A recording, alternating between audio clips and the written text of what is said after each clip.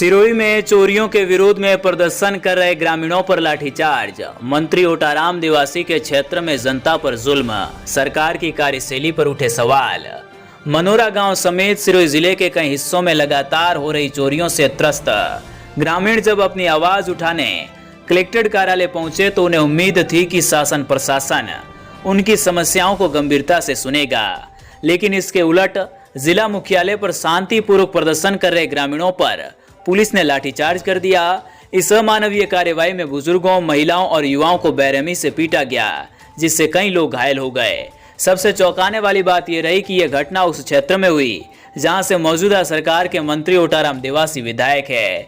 ऐसे में सवाल उठना स्वाभाविक है कि क्या जनता की आवाज दबाने के लिए लाठियां भांजना ही जनसेवा बन गई है? क्या मंत्री को अपने ही क्षेत्र की जनता पर हो रही इस बर्बरता की जानकारी नहीं थी या उन्होंने खुद चुप्पी साध रखी है? ग्रामीणों का आरोप है कि मनोरा गांव और आसपास के इलाके महीनों से चोरियों की चपेट में हैं। कभी घरों में सेंधमारी तो कभी खेतों से मोटरें और कृषि यंत्र गायब हो रहे हैं। इन घटनाओं को लेकर पुलिस प्रशासन पूरी तरीके से नाकाम साबित हुआ है।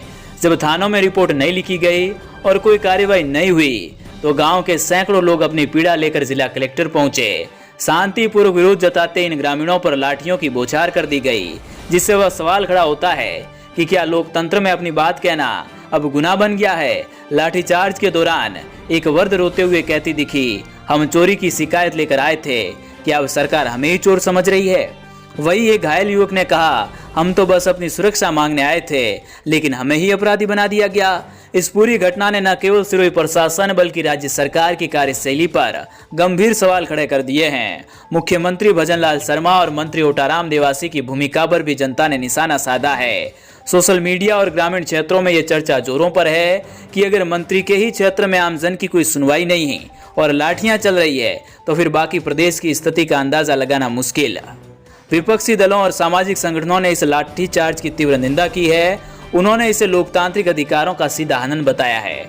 स्थानीय जनप्रतिनिधियों की चुप्पी को लेकर भी लोगों में आक्रोश है। एक ग्रामीण नेता ने कहा, जब वोट मांगने आते हैं तो हर गली में मंत्री जी दिखते हैं, लेकिन आज जब उनकी जनता पर डंडे चल रहे हैं तब कोई जवाब देने वाला नहीं है। अब सवाल ये है कि क्या मंत्री ओटाराम देवासी इस अन्याय के खिलाफ आवाज उठाएंगे या सरकार के आदेशों पर चुप्पी साधे रहेंगे? क्या मुख्यमंत्री इस घटना की निष्पक्ष जांच करवाएंगे और दोषी पुलिस कर्मियों पर कार्रवाई करेंगे?